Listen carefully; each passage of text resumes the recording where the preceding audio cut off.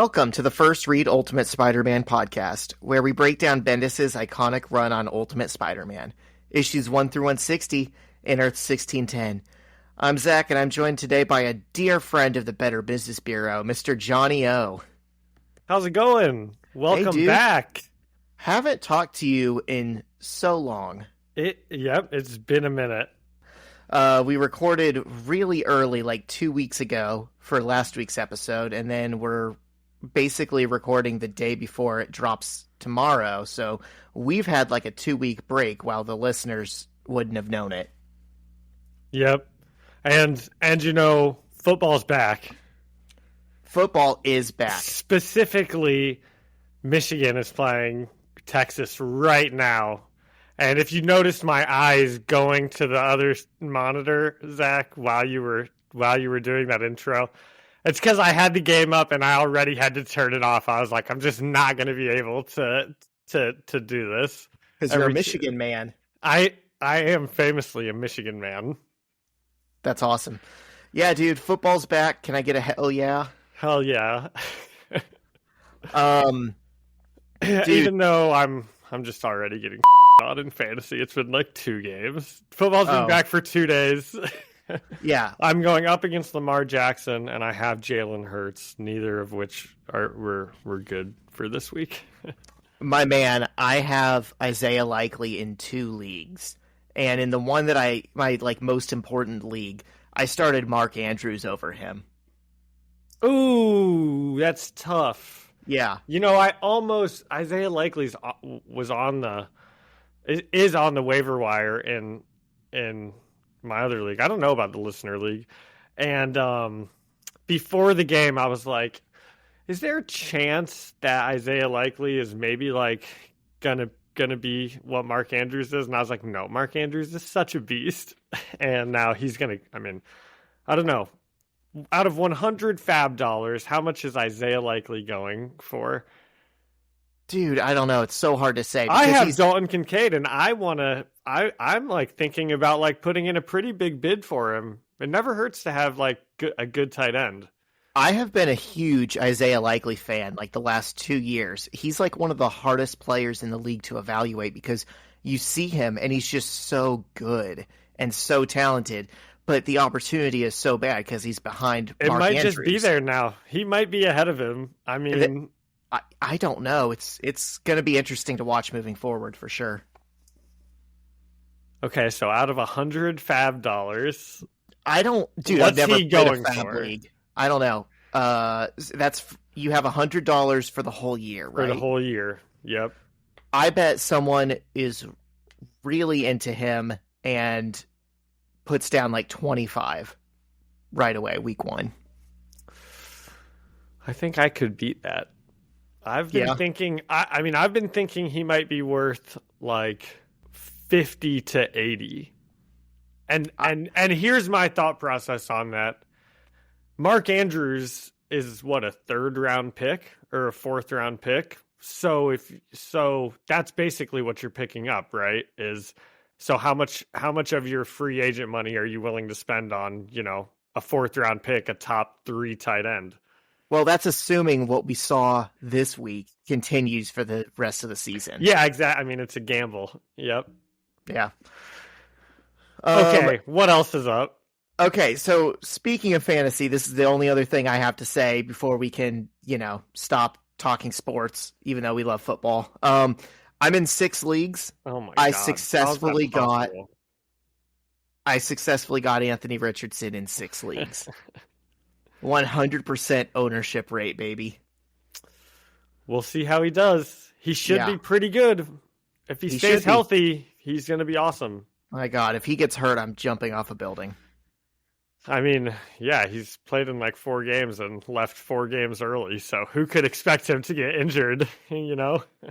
This will be different, John, because I say so. Well, it might be. Hopefully, he's just got to get a little bit smarter and just slide. Nothing wrong with sliding.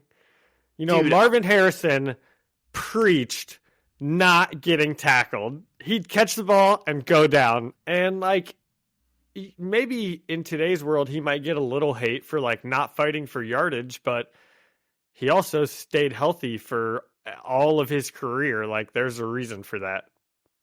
Okay, I said I was done, but you pushed a button of mine. I hate when people act like Anthony Richardson is just dumb and he's just running into defenders, because that's not where his injuries have come from. Like, he is actually pretty good at throwing the ball away, sliding, getting out of bounds. The things he's gotten hurt on have just been regular football plays that are like unavoidable. But you still don't want your QB taking hits. I get like that. when he runs, I don't know. I felt like there's been a small sample size of plays to watch, but I don't know. It feels like he goes for extra yards, and Lamar Jackson did that on Thursday night, and I was like, he's not staying healthy all year if he plays like this every single game, because it's just. But what the hell do I know? I mean, did notice. I don't know. Yeah, Lamar was running a little more cavalier than we normally see him.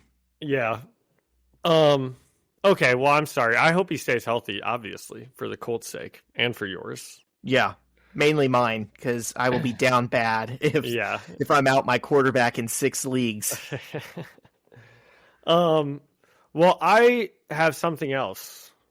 What you got? Not on sports. I figured we both would, because it's been so long and so much has happened. Yeah, I actually watched a movie this past week, and it was pretty good, Zach. And it was a superhero movie from not the Marvel universe. How many cameos were in there?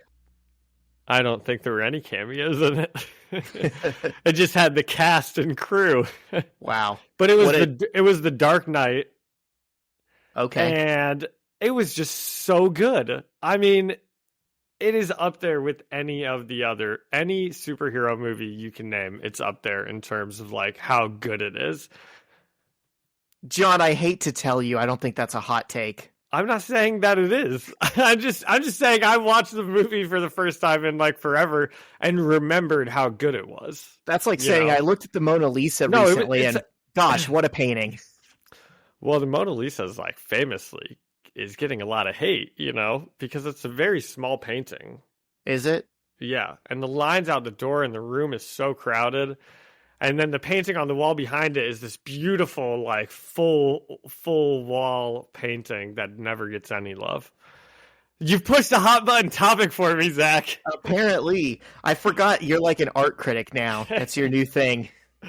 But something else about The Dark Knight is it is a much darker movie than you would ever see, I think, now, like from a superhero perspective. I mean, the Joker is just full on a psychopath, and he's like murdering people on camera for no reason. And dude, he's doing like way worse things than any villains nowadays are doing, because now they all have like some like greater good. A villain can't just be like a totally crazy and evil person. Right, because Joaquin Phoenix's Joker was famously level-headed and what a terrible movie. Normal. You didn't like that? He did the big kick on the steps. He did the big dance move.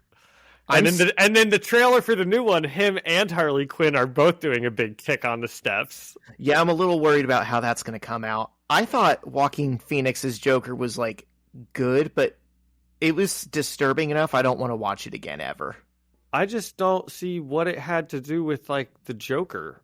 It didn't. It was just a movie. Yeah, it was just a movie. Yeah, exactly. I literally saw the trailer for it the first time, and until the very end, had no idea this was like a comic book movie. I thought this was just a movie about a clown that snaps. Well, to be fair to The Dark Knight, I had the thought that I'm like, this is barely a comic book movie. I thought it reminded me of Seven, which might be a really bad take, because it's just like searching for this like crazy killer. I mean, it's basically them just like using police work to try and like find the Joker as he like kills people here and there. It was pretty good. Worth rewatching, I'd say. Yeah. Mm-hmm. I'm giving you because this is like all things that go without saying, because you're so right, because it is such a good and rewatchable movie. I've been thinking about Batman a lot lately. I want to rewatch the last movie. That's like the new thing. Instead of it's asking guys, hey, how often do you think about the Roman Empire? It's how often do you think about Batman? Yeah. Okay, what were you saying? Just I really liked the Edward from Twilight Batman movie that came out. That was a recently, good one. And for like a year I've been saying I want to rewatch that, and I just never get around to it. Is that one getting a sequel? I think it is. I mean, everything gets a sequel these days. Oh yeah, right? and they even have the Penguin is like getting his own movie. Probably. Did you see Alfred who has an origin series that's on like 3 seasons already? I did know that Alfred had an origin show, but I didn't know. I don't know anything about it. Yeah, it's absurd that like that gets renewed. Well, you've pushed another button here for me, because while watching The Dark Knight, I was watching with my sister, and there is a scene where Alfred's like, when I was a young man, we were catching this guy thing. Yeah. And he's the bad guy? Well, I don't think he's the bad guy. Is he? Bro, they're like, well, we had to catch a petty thief, and so what we did was we burned down the whole forest. I mean, yes, that is true. And it's also the subtext of he's like a British colonialist in Burma. Oh yeah, actually, now that I think about it, and the guy is just like stealing jewels and like throwing them away. Yeah. To stick it to the colonialists. Oh man. Well, I guess defending capital instead of like people, and he's the good guy in his version.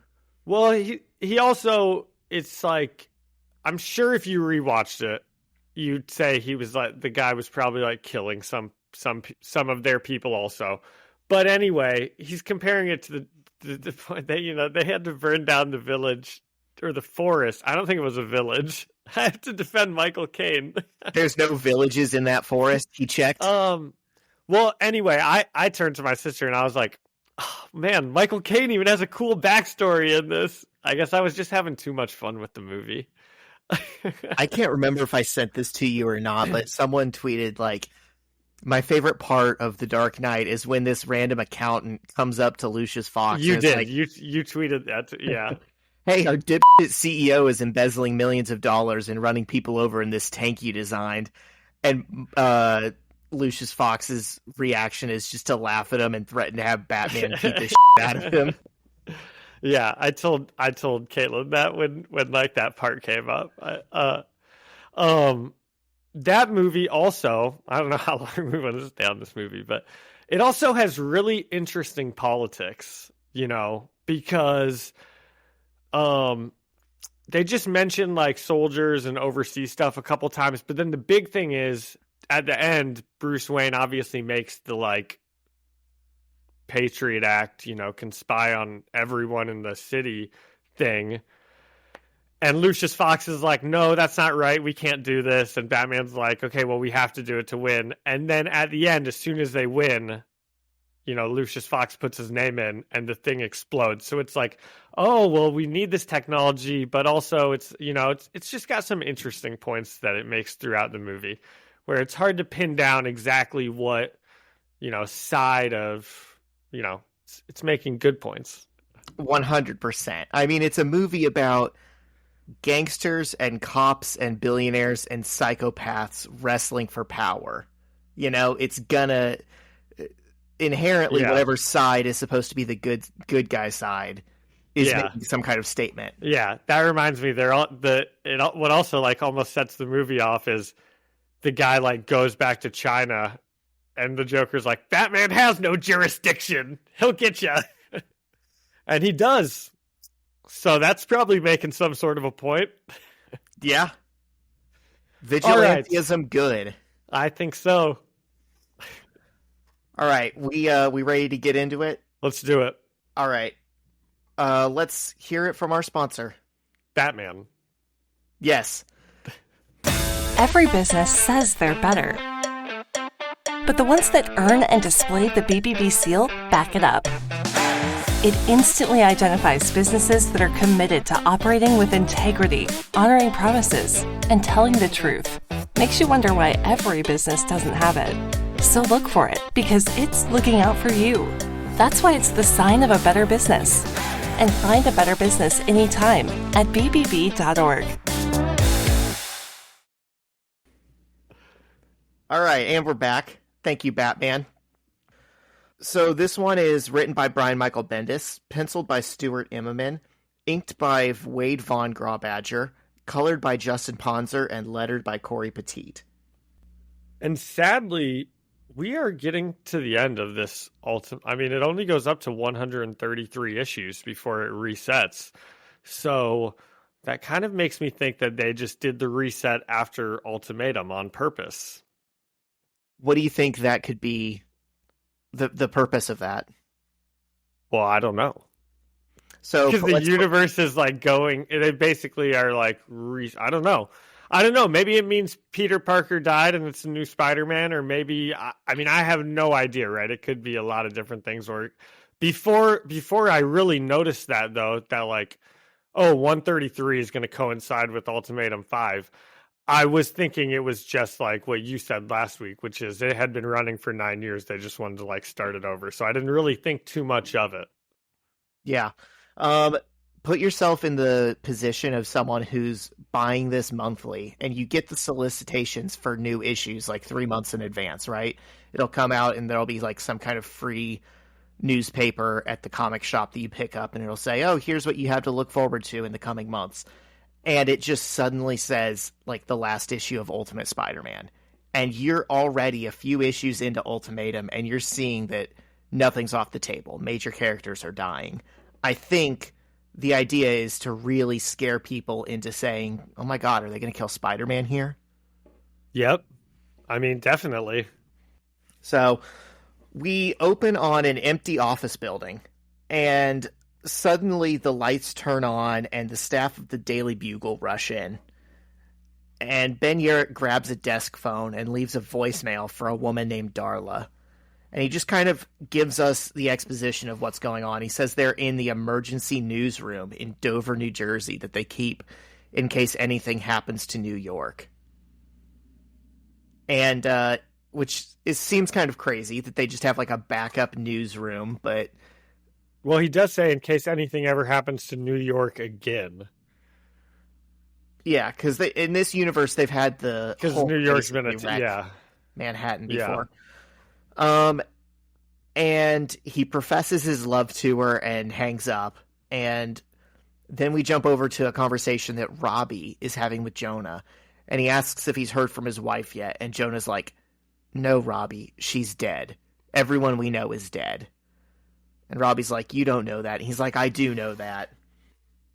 And everyone just seems really distraught, and it's a chaotic scene. And Jonah tells Robbie, "I was wrong and you were 100% right." And Robbie's like, "What are you talking about?" And Jonah says, "Spider-Man." He says, "Today I looked out my window. The world was coming to an end, and what did I see?" And we get a great splash page, which has two meanings in this context. Get a huge splash page of Spider-Man diving into the water to save a woman, with Jonah watching through the window of an underwater building. And John, I think this might be like one of the best pieces of art we've seen in this entire series so far. Definitely. Yeah. It is so cool. It is. And yeah, people who are listening to this are probably like looking at the pages also, but you said diving in, but I specifically noticed like he's like ascending out of the water with her. And I just like love the way he like Spider-Man looks like he's like, you know, like almost flying out of the water. And yeah, it's just awesome. And, you know, obviously if anyone's listened to us for 80 episodes, they probably know that I cry at everything, but I definitely started crying during this like J. Jonah Jameson like little speech here. Yeah. It was just awesome. And it's refreshing to see character growth from this guy who we always think of as being so one-dimensional. That, like, no matter what Spider-Man does, he can't change his mind. And this is, like, a moment so big, J. Jonah Jameson can't deny that he just like watched a hero. Yeah. Once you see this panel, you never forget it. But I had forgotten the context around it. Like, I knew it happened during Ultimatum, but I was excited, I think, last week when we actually covered Spider-Man jumping in after the woman who fell out of the taxi. And I knew, oh my God, that's this scene. That's like an alternate angle of that scene. And Jonah's narration says, I saw a hero. I saw him jumping in, not running away like we did. He jumped in and tried to save anyone he could. I'm completely ashamed of myself. And Jonah keeps talking about how great Spider-Man is and how awful he's treated him, and eventually says, I'm going to make it up to him, whether he's dead or alive. He's everything I'm not, and I'm going to tell the world. Give me a keyboard. I need to write. I need to write. That's so fun. I know. I need to write. He's like in like a state of shock, and all he can think about is like Spider-Man. But I know that was actually like probably the one thing I almost didn't like was there was a pretty dramatic cut between him like telling Robbie like my wife is dead, and then the very next thing he says is like I was wrong about Spider-Man, and I'm not like sure those two things should be of equal importance, you know, but also that obviously had a really profound effect on him. So yeah, 100%. Two things can be true. Realistically, Jonah would have this realization about Spider-Man and like think it's important to write about maybe like a month after this tragedy, you know, once the dust is settled and, you know, the death count has been finalized and he's like grieved and everything. This seems like the B plot, or at least it should be for like what the Daily Bugle needs to cover. But he's a reporter. And this is a Spider-Man book, and it's got to come back around to Spider-Man, and this is a cool scene. So it is. And I hope that we get to read his thing. That was the first thought I had. I was like, oh, I hope that they show us this. Well, so think about it also. If we were reading this in real time as it's coming out, and we're afraid that they're about to kill Spider-Man, this could very easily be setting up his eulogy. Oh my gosh. Okay, well, obviously it doesn't, because you would not be like laying this on so thick if you wouldn't be like, hey, you know, there's only 2 episodes left, John. He might be dying. This might be his eulogy, if we were actually going to get to see this as a eulogy, I think. Yeah. I'm going to be so honest. But maybe that's a double bluff. I didn't know when to bring this up during our Ultimatum coverage. I have heard this repeated multiple times, but I can't find it confirmed like in interviews or in print anywhere. But word on the street is they were planning on killing Spider-Man in Ultimatum. And somehow, like at the last moment, they were like, no, you know what? That would be too much. And that's like the only title in this line that actually sells. So maybe we shouldn't kill him. At the very end, they remembered that the goal is to make money. You know? Yeah. And you're like, we have to sell something next month, though. But I wonder often when that decision was made to change, you know, from this event is going to kill Spider-Man to, well, it's not going to, but maybe we can tease people like it might. Well, I don't know. It is interesting because theoretically that means Brian Michael Bendis could have thought that that he was setting up the eulogy for Spider-Man. Exactly. You know? And it's interesting for me to wonder because Bendis famously had a lot of power at Marvel. There was like oftentimes things that like stories that other writers couldn't have told or gotten away with. Because Bendis's books sold so well, he kind of had leverage against editorial. So he was able to make... He was doing weird 16-year-old sex stories. Exactly. And he was making a trans Spider-Man, Spider-Woman, and he made Iceman come out of the closet. Like, he had power. And it just makes me wonder, was Jeff Loeb so good at selling Ultimatum that he was like, for a moment, considered like, okay, well, Jeff Loeb wants to kill off Spider-Man. Bendis doesn't. Jeff Loeb is going to win this argument. And then they changed their mind. I mean, it's just wild to me that Bendis could have gotten, potentially, almost got steamrolled on this book like that. I just don't know what the office politics was like around this period. It's also like, it's like a different time, because the way I look at these issues that we're reading now, with all of the different like MCU, and now they're all doing multiverse stuff, and you know, like, to me, going into comics, there's like a million different universes. So that's why, you know, when Magneto shows up and he kills a bunch of people, I don't think I'm as upset about it as people who read this when it came out and they were living with this for like 10 years. So I don't know, maybe there was like that type of dynamic also, where part of Marvel was like, this is just one universe, like, let's just make something crazy happen and like kill a bunch of people. But then obviously there's other people that are like, no, like, the Ultimate Universe is like an important one. We can't just do like a what if story in the Ultimate Universe, which is almost what this feels like to me. You know, it's just like a what if story in one of a million universes. Yeah, but then you could also say the main universe is just one of a million universes, and why does any of this matter? Well, you know? well, that's the thing. It is, but in the main universe, it's more important to get Magneto right. You know, like, it's like when Magneto eventually shows up in the MCU, they had better get him right, you know? Yeah.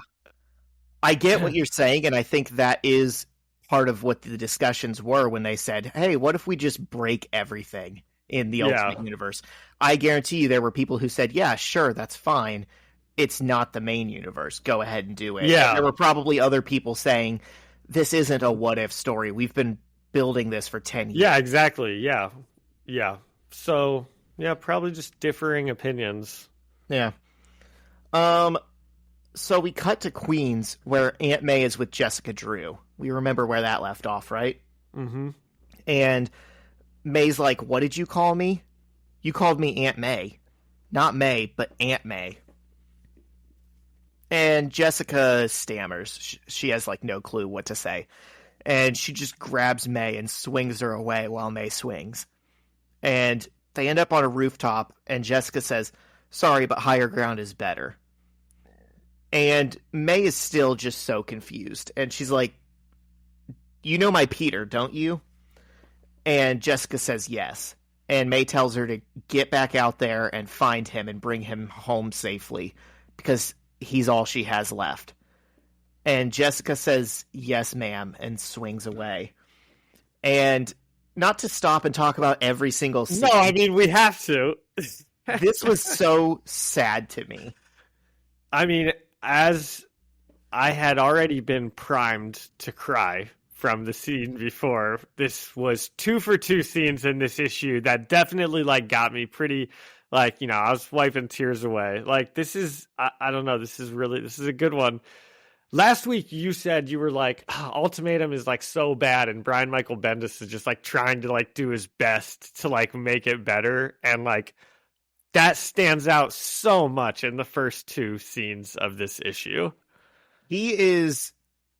So there's a tightrope that needs to be walked, right? Where you have this big, large-scale action stuff that looks like, you know, Batman v Superman. But then you also have to make it have, like, personal stakes and show how it's affecting people psychologically. Ultimatum does not care in the slightest bit about the second part. Yeah. Bendis is doing the hell out of the second part here in Ultimate Spider-Man. I would even say, when we get to the issue later on, when it does try to care about the second part, it's like not good at all. It's just like bad, which we'll talk about later on, I'm sure. Yeah. But now that I am spoiling the next issue, because I love Ultimatum. We know. But imagine being Jessica and you can't tell Aunt May who you are, and she's like, well, I thought she was about to. I thought we were actually going to get some like explanation, or what word did you already use? For, exposition. Like, exposition, yeah. Jessica seems hesitant to tell people who she is, because she didn't do it to Johnny Storm. She's not doing it to Aunt May. She hasn't really come around anyone that she knew, like, from Peter's life. She's kind of been away, hiding, doing her own thing, right?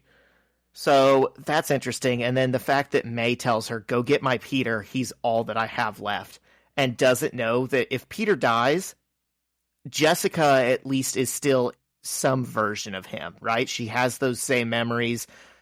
You know, she is sending a Peter off into the danger zone to find Peter. Yeah. Yeah, it's nice. She's risking both of their lives and doesn't know it. Well, but then it's like, and Jessica gets to hear how much she cares about her without it being like a confession to her. We like this scene for two completely different reasons. Isn't that so interesting? Because that's not what makes me tear up. What makes me tear up is Jessica Drew, like, taking care of Aunt May just the way that Peter would. And then I'm such a wimp.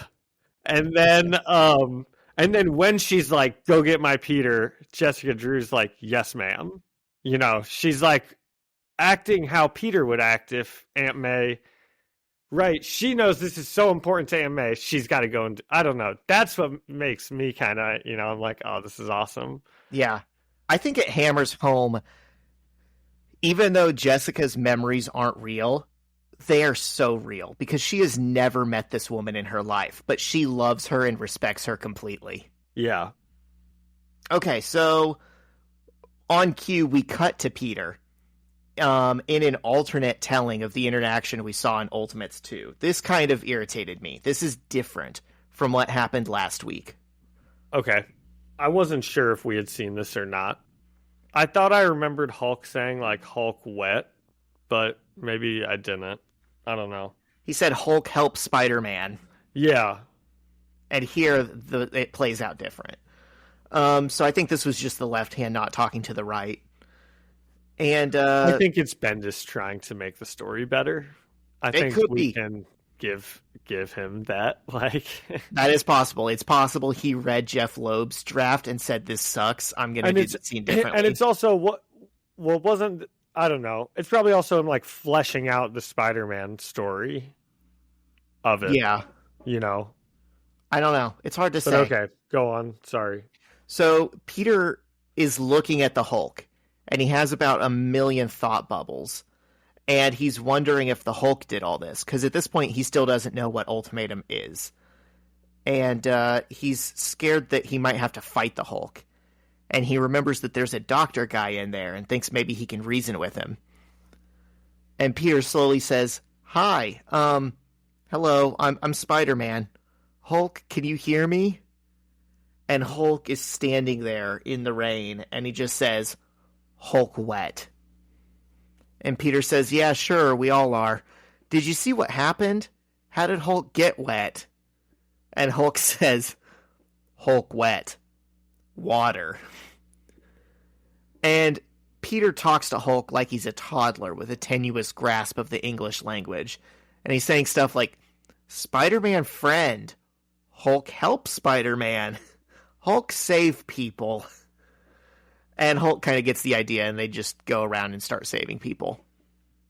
And Peter saves people trapped in a building by shooting a... Okay, what did you think of that? I want to get your opinion on this next scene. We're going to talk about every scene in this issue, probably. I know you say you think Bendis is trying to save the scene and make it better, and he might be. I just didn't think we needed it. I don't think we need a fixed version of this. I didn't care. Oh man, I just loved it. And not because I thought it was funny. Like you were kind of reading it and laughing, and that's not how I was reading it. I took it. I loved his million. I loved his million thought bubbles, and I just read it more seriously. And he's. I mean, obviously, it is serious. He's scared. He doesn't know. The Hulk is unpredictable, right? And he doesn't know how to talk to him. And he's like, he starts by like trying to talk to him, and then the Hulk's like barely getting it, and then he does have to like learn to communicate with him. I just think it's really good. Yeah, there's a tension there of him trying to figure out just how much he has to dumb down his thoughts to get through to the Hulk. And you know what it reminded me of? It, not to like compare everything to the MCU, blah blah blah, but I did really like it when he finally does get like the Hulk to like help him. You know, he's like, people are hurt. Hulk, help, like save people. And it reminded me of like in the Avengers when Captain America's like, and Hulk smash, and it's like, oh my god, they're finally like on the same page. It's awesome. Like, you know, but I don't know. I think we're getting some good heroic moments here. You know, he's rallying the team. For the moment, yeah, we've got Hulk working with us. We'll see how well that works. I think Hulk smash is an easier command for him to follow than help people, so we'll see how long that keeps his attention. Yeah, it's true. Peter saves some people trapped in a building by shooting a web that they can climb down. And when one of them falls, the Hulk catches them. And I thought that was just I loved it. I thought that was just a convoluted way to give the Hulk something to do, because oh my gosh. Obviously Spider-Man can and has saved people without them needing to climb down his web. But there's like a lot of people, right? Oh yeah, sure. That's so this would just be the easiest way to get all of them out, rather than like pick one up, jump down, jump back up, right? Yeah. And then it's not also that the web breaks, it's that like one of the doofuses like jumps on the web and jostles it, and the person falls off. Yeah. You're such a hater. You just don't like the Hulk, which I get, because in this universe he's like awful. But you know, I really don't like the Hulk. I'm choosing to see this as just like I'm taking him out of his Ultimates 1 run. I'm realizing now I have never had strong feelings one way or the other about the Hulk in any capacity. Okay, so they try to save a subway car that got launched onto a roof of a building somehow, but everyone in it is already dead. And Hulk says, Hulk hungry. And for a second, I thought he was going to eat the bodies, because we've already seen that this Hulk is a cannibal. And Spider-Man spots a red costumed hand sticking out of a pile. You skipped the big building that was on fire, and the Hulk. There's a big building on fire, and Spider-Man's like, "Oh my gosh, how are we gonna get rid of that?" And Hulk does a big Hulk smash and puts the fire out. Oh yeah, the wind from his hand just blows it out like a candle. This is awesome. This is the team up I've been dying for. Well, good. This is the team up that Peter's parents died for. This is what we were promised in like the second issue of Team Up. Yeah. Okay, sorry. Thank God we didn't forget the building on fire. There's a lot of commotion, and they're doing a lot of stuff about it. But we get to a kind of serious, important scene, and Spider-Man spots a red costumed hand sticking out of a pile of bodies in the distance, and runs over. And he finds and cradles the body of Daredevil, and tells Hulk, you know, he didn't like me very much, but I really admired him. And he takes off Daredevil's mask. And behind him, the Hulk has turned back into Bruce Banner. And Banner says his name is Matt Murdock. Okay, wait, I want to talk. So, I'm guessing that this was Daredevil had already been, like, confirmed dead in some other story. And Bendis wanted to, like, sort of eulogize him in some way, or did Bendis kill off Daredevil here? I think they just found Daredevil's body, and this is the first we're hearing of it. That's interesting, because that means it was Bendis' decision to kill him. Maybe. Or I bet they just had like a whiteboard, you know, in the Marvel office and say, okay, these are all the characters that are going to die. Because at the very end of Ultimatum, we do get like a body count of like the heroes and villains we lost. And there's a few of them on there where people are like, what the hell? We didn't see that happen. How'd they die? Oh, okay. So I think they had preordained a certain list of names, and they said, how crazy would it be if all these guys died? Okay. And then, okay. Wouldn't Spider-Man know his name was Matt Murdock? I think, didn't we see that in one of the Kingpin storylines? We saw that, like, he's Matt Murdock. He's a lawyer. Like, I'm pretty sure Spider-Man was even the one, like, pointing the finger at him, but I could be wrong. Yeah, he's like, you're Kingpin's lawyer, and then his law office blew up right next to them. Yeah. So he should know who this is. So we did get him. We got him. Put the alarm in. Yeah. Spider-Man thinks to himself, don't even know his real name. He's just a guy in a costume. That's right. I didn't say that in my notes, but he does say that. Mm-hmm. Damn. Come on, Bendis. You know this stuff. Yep. And somehow Banner knows him, too, because he's like I said, he's not the Hulk anymore. He sees dead Daredevil and just turns back into Bruce Banner. And he's he knows him because he was his lawyer. Yeah, he's a lawyer. Well, does he say he was my lawyer? Yeah, he says Spider-Man takes his mask off, and then we see Bruce Banner, who's now Bruce Banner, who I thought was just like a homeless person at first. And he says, he was my lawyer, didn't know he had a costume and a thing.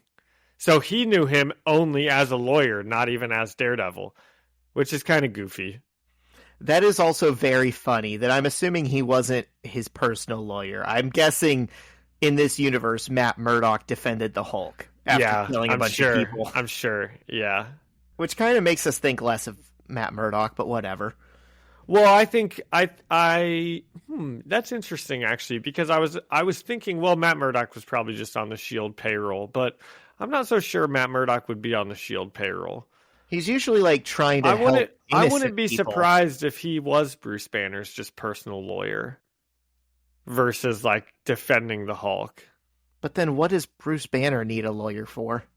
Like science? Lots of people have lawyers on just like retainer. I guess. You know, rich people. I don't, obviously. Yeah. Oh man, that reminds me of the thing I texted you at Dragon Con.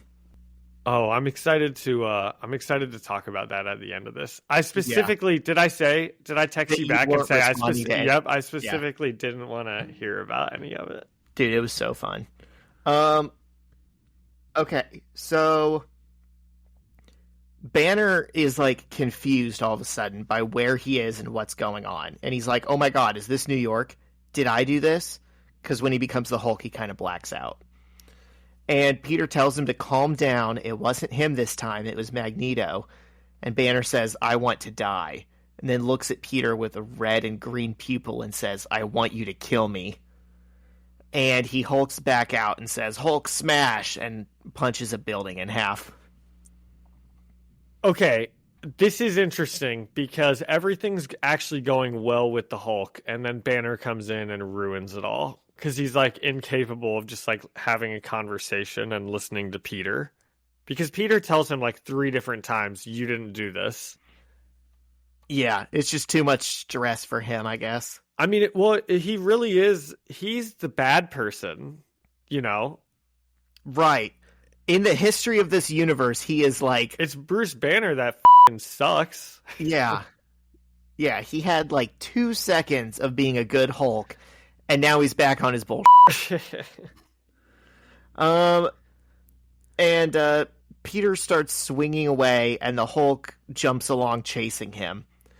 And Peter sees Doctor Strange's house and thinks, "Oh, good, I'll go to him."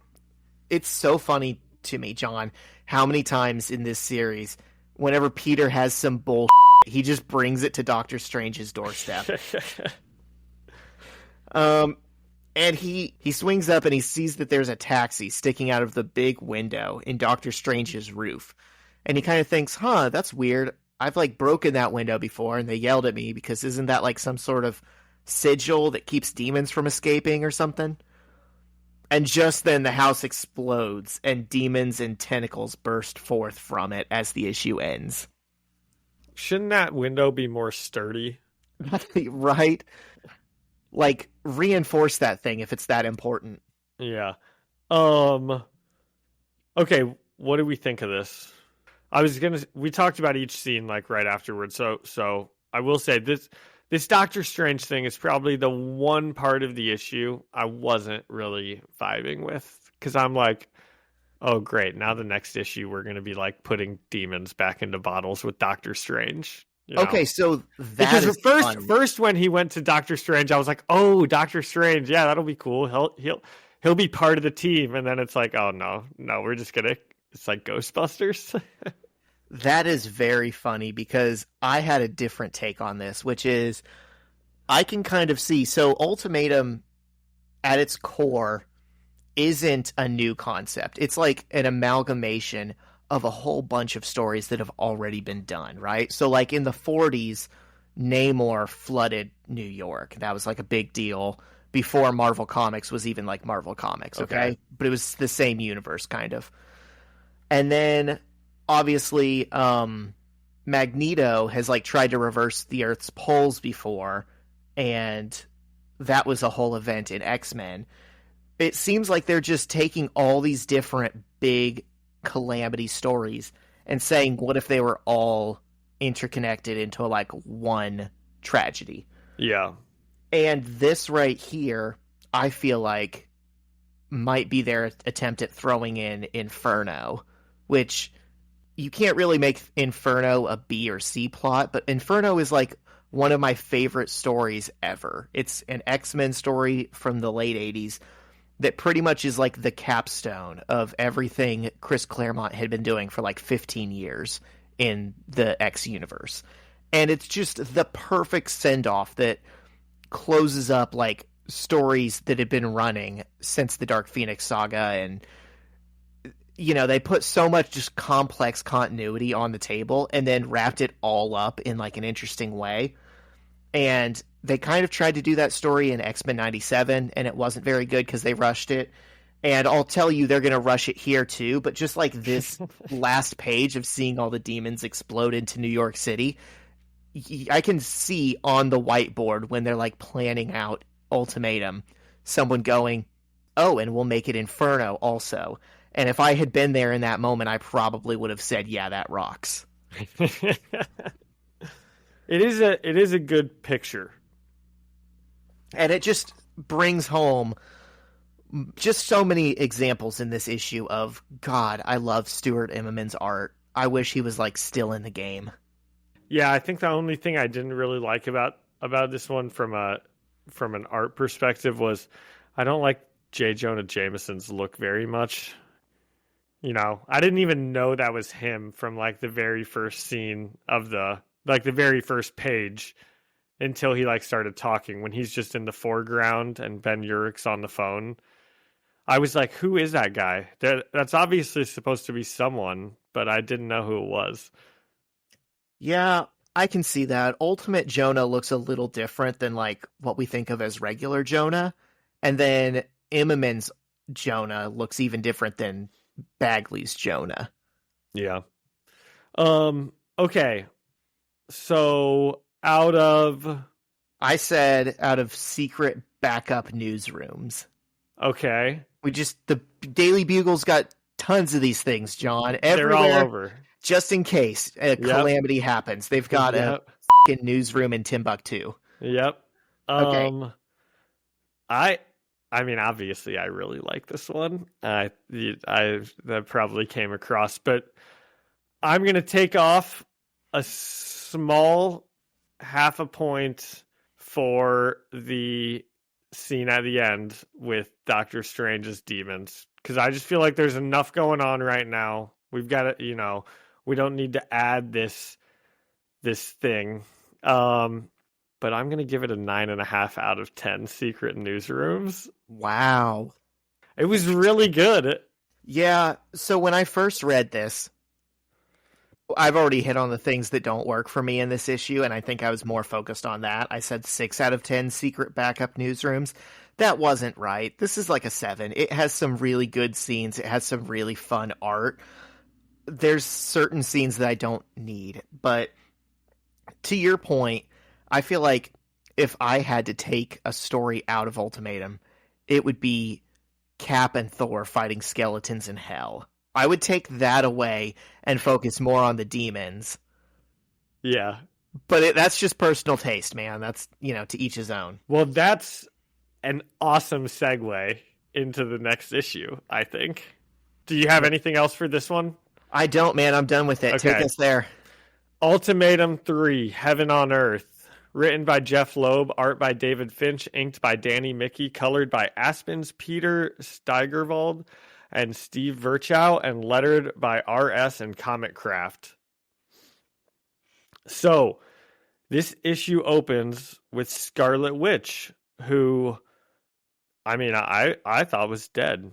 Zach had told me that Magneto's kids were dead, so I was like, well, maybe it's just Pietro. I don't know. I didn't read it. So the issue opens on Scarlet Witch, who's recapping the X-Men's deaths for Magneto. She's like, this person's dead and this person's dead, and only Havoc and Angel are still alive. And I do have a question for you, Zach. Who are the Madroxes? Multiple Man. Have you heard of him? Okay, so he comes into play a lot in this issue. Yes. So Okay. He can, for those who don't know, he's a mutant who can make copies of himself. He can make like infinite, unlimited copies, and they're all the guy from kind The of- Boys who eats his own asshole in the spa. Yes, that is based off of, not that, his sexuality part, but like the powers are based off of Jamie Madrox. But some of them, they're like take on different forms of his personality. Like you never know what you're going to get. So sometimes he'll make like an evil Madrox, and sometimes he'll make a spooky. Madrox that, doesn't care about anything and won't follow orders or And stuff maybe like one that. of them is like a baker. Yeah. But for the most part, they're all kind of the same guy. Okay.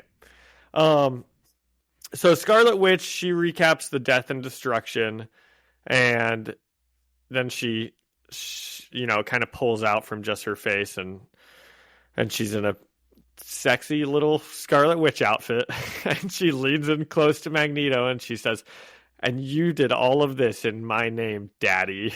She kind of looks like she's going to Dragon Con. Does she?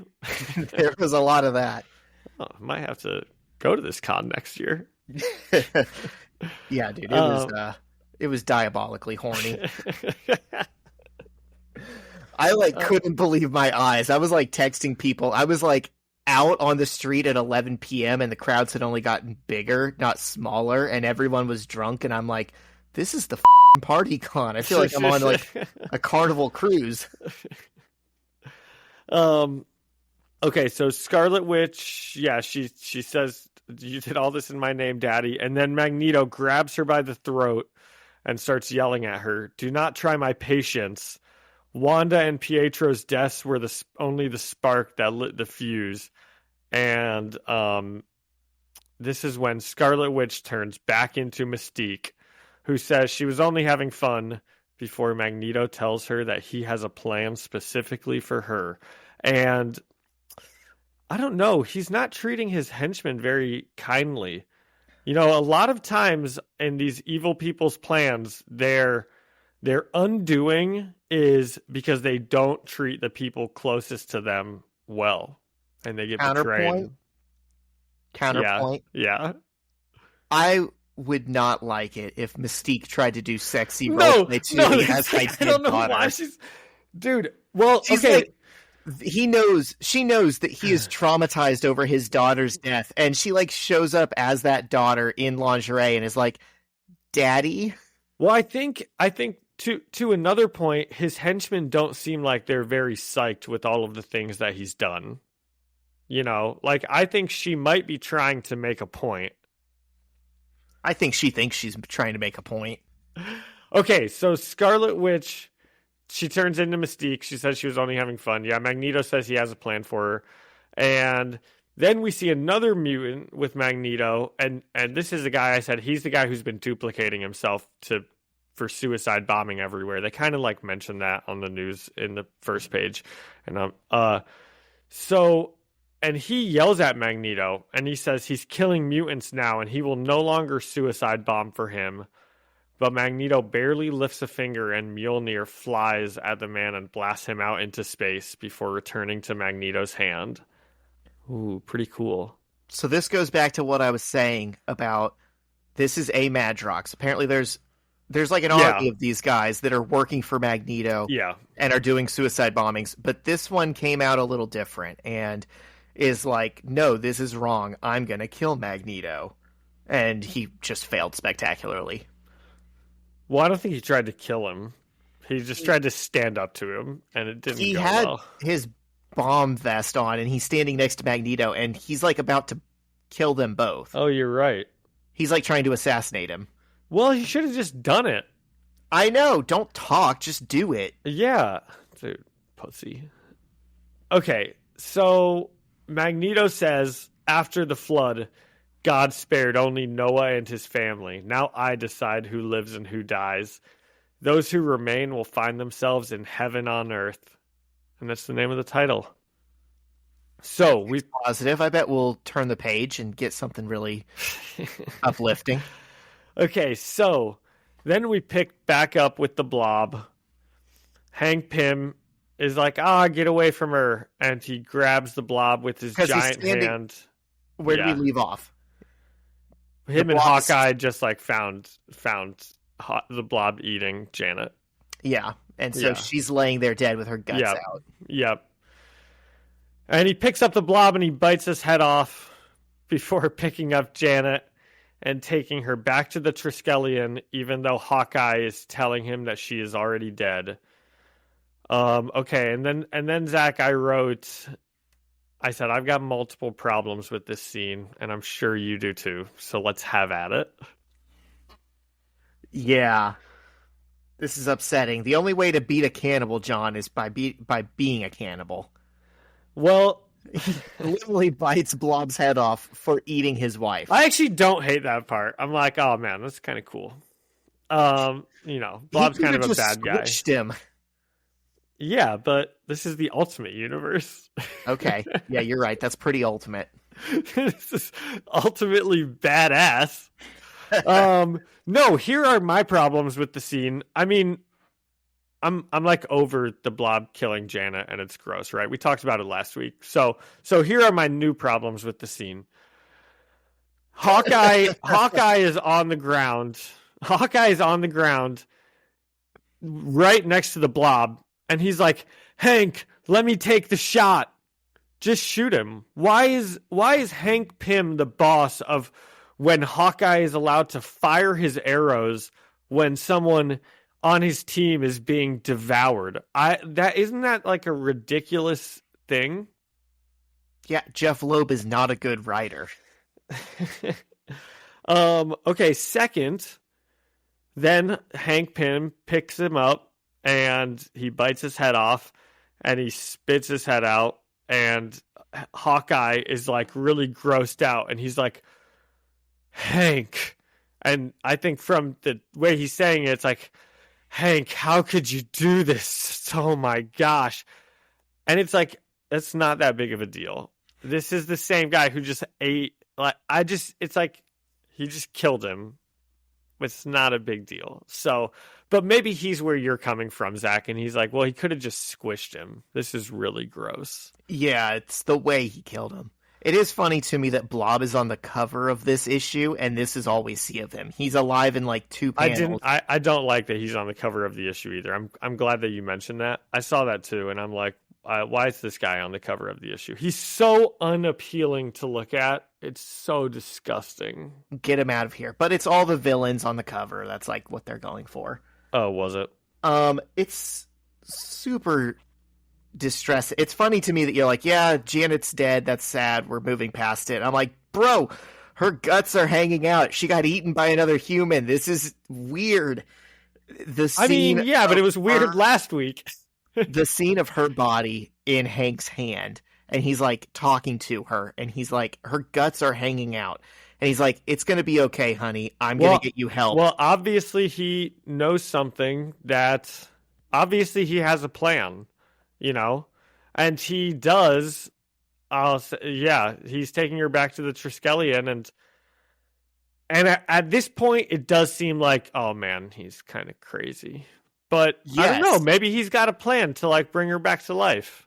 No, man, he's cracking. And Hawkeye is trying to tell him, he's like, honey, it's going to be okay. And he's like, I don't know, we'll get to it. It's not going to be okay. That woman is dead. I don't know. We'll get to it. I know you've read this comic a lot more than I have, but we're at least going to go through my thought process reading it, Zach. We've got some product placement in one of these panels. It's very funny to me. We get a little logo that Hank is walking by a billboard, and it says houseofcossie.com. Yes, and my third problem with this scene is that panel. I don't like how he looks like a big, tall dork.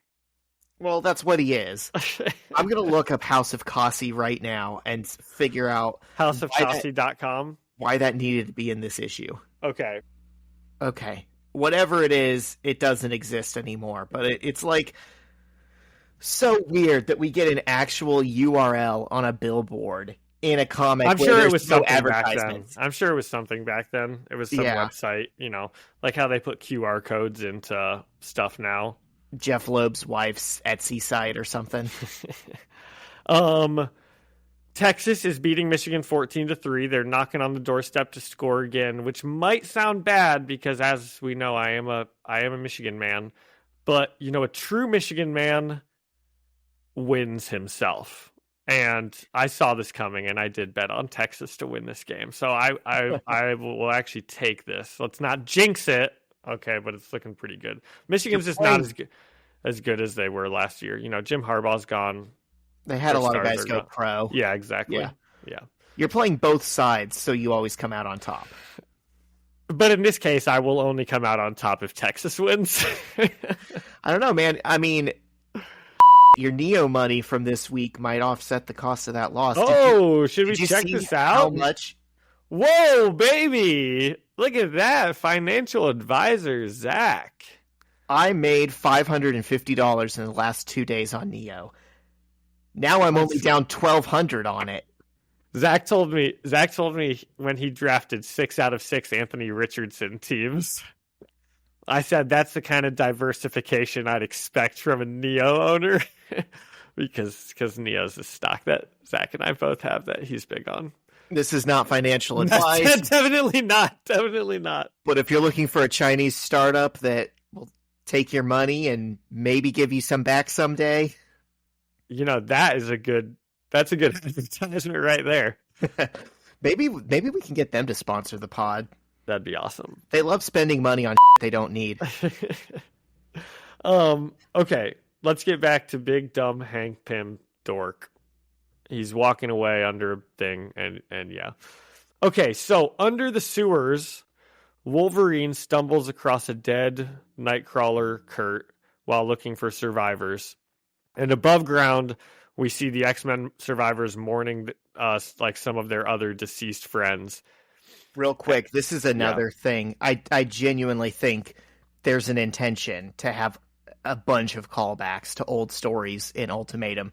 Wolverine in the sewers is like kind of a famous scene in the Dark Phoenix saga, and it's like is it? A lot of people hone in on it as like his first badass moments and like where he got a lot of new fans. So was this was like the start of the MCU.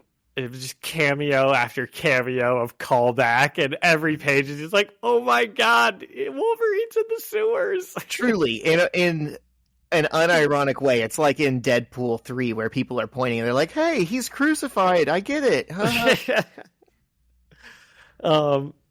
So Angel yells and he's like, I'm going after Magneto.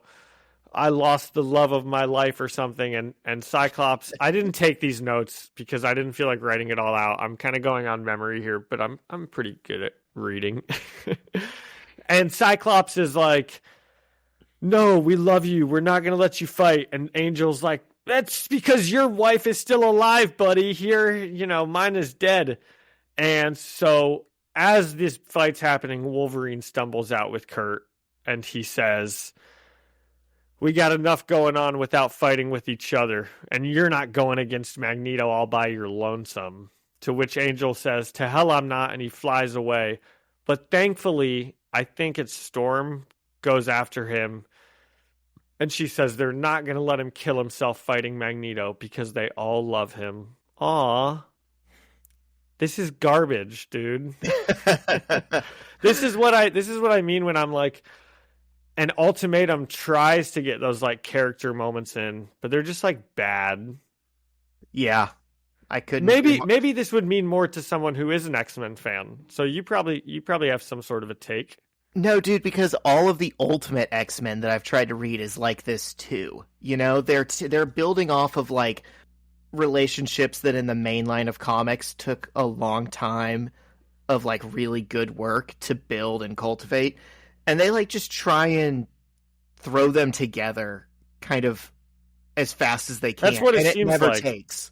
Yeah, that's kind of what it seems like. And just then Jean Grey tries to connect with Charles, and telepathically she realizes that he's dead. Oh man. So, and that's when I said any problems with this scene, but we kind of already talked about it. This is not a callback as much to the comics, but fans of the classic X-Men cartoon, the X-Men 92 that 97 is like a sequel to, there's a meme that Jean is always having these like orgasmic moments where she's like, oh, and like collapsing or getting weak, and Scott has to be like, Jean, and it's like, oh, she got some psychic feedback or some bullshit. That's funny because I did almost say, and she collapses into Cyclops' arms. That's literally what they're doing here. It's like, you know, oh no, she saw something telepathically and she just almost fainted and did a big yell while she did it. Okay. These are my notes, word for word, as we change scenes. I said Thor and Cap are fighting in Valhalla. It's pretty cool. They're just bashing their way through hordes of dead soldiers. It's fine, Zach. That was it. You got anything? It is fine. Yeah. It kind of irks me that Thor is fighting with a sword, but Cap is fighting with an axe. That annoyed me too. That's so funny that you said that, because I saw the axe and I'm like, shouldn't Thor have the axe? But he just doesn't. That'd be so cool. Give the Viking god his battle axe, and let Captain America have a sword and a shield. Well, and I like Captain America the most when he only has a shield, because that's a defensive weapon, and that, you know, just right. That makes me like him more. Right. I think you give him a pass. But I do like the axe. I would not definitely. I didn't even think of that at all. He looks badass with an axe. They should both have axes, if we're being honest. Neither one should have a sword. You don't think? I think Captain America with a sword is something I've genuinely don't like never swords. seen. Yeah, I don't like them. That's fine. Okay. I like an axe. Bring me the axe. Okay. As they defeat the entire army, Hela appears with Valkyrie, but she's still dead. And Hela tells Thor to remember that she said she'd only return her for a price. And she says that if she allows Valkyrie to leave Valhalla, then someone else must take her place. And I said, obviously, Cap immediately offers to stay, as if there was ever a doubt. And he tells Thor, you came here to save Valkyrie's life. It doesn't make sense for her to go back and you're not with her. And we see like a zoom in on Thor's eye. And there's even a little skull in it, if you notice. This is like exactly the kind of scene that I would expect you to love and me to hate. Oh, I didn't love it. Oh, okay. The thing about it is, it was kind of cool seeing them just bashing hordes of dead soldiers. But this goes to my point, which is that they aren't doing any of these scenes well. I should love this scene. You're right. And I just don't. It's like so obvious. Like you said, you know, oh, a soul for a soul. And Captain America's like, I will make the noble sacrifice.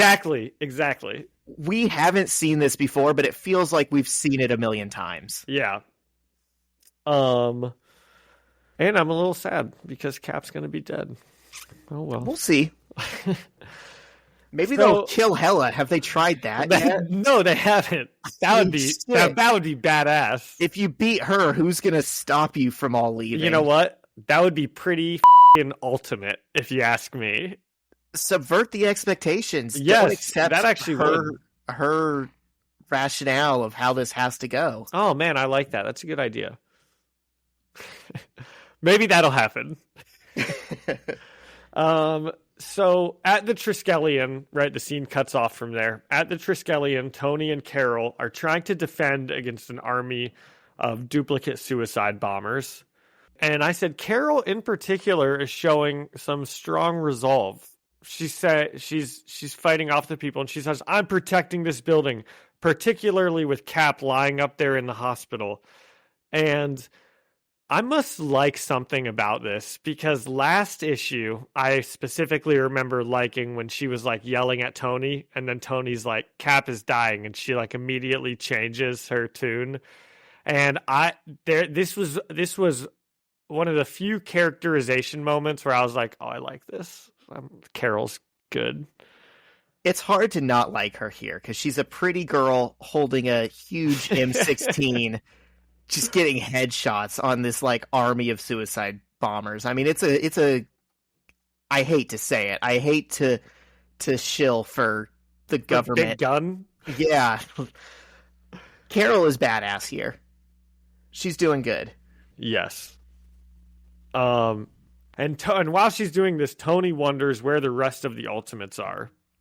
And just then, one of the suicide bombers is about to break through the line and get to Carol. Which, first of all of the suicide bombers are like 6 feet away. Blow up your vests. They could just press the button. And the next wave would come in, like, yeah, there's no reason. But it's very fine. Bad suicide bombers. But it's like, fine. They don't want to die. They're trying to get up and close to like hand-to-hand combat against this woman with an M16. Yeah. So one of the suicide bombers is about to break through the line. He's about to get to Carol, and he says, "For the glory of Magneto," when an arrow pierces him through the eye. And we see Giant Man and Hawkeye. And Giant Man gives Janet to Tony, and he says, "Go inside, get her inside, and open an encrypted file marked the Jocasta Project." And I was like, oh, cool. He's probably got some plan to bring... This must be like a... Project whatever from Agents of S.H.I.E.L.D., Project Tahiti, or if anybody out there watched Agents of S.H.I.E.L.D. But they had like some ways to like bring people back from the dead. It's a comic book show. Who knows? Yeah. What? I'm looking up Jocasta Project because I don't know where this plot goes. It's interesting that they would... I mean, to me, this whole scene from Hank really makes it seem like he has something that can bring her back to life. And it's disappointing to me that you are saying that it doesn't go anywhere. It's not even gonna like be a thing that they try and it doesn't work, Well, I'm looking it up. As far as I know, this is her death, but maybe in like some other stuff that I haven't read. Is there more Ultimates after this? Yes. It looks like this is kind of a cop-out. It says she was resurrected like years later by the Maker when he remade the universe or some bull. It's like... Oh, okay. So it has nothing to do with the Jocasta Project thing. It's... Okay. We're never going to follow her again. She's never going to be like a real character. She probably got drawn... Well, that's too bad. I was thinking, oh man, maybe she'll get brought back to life. Nope.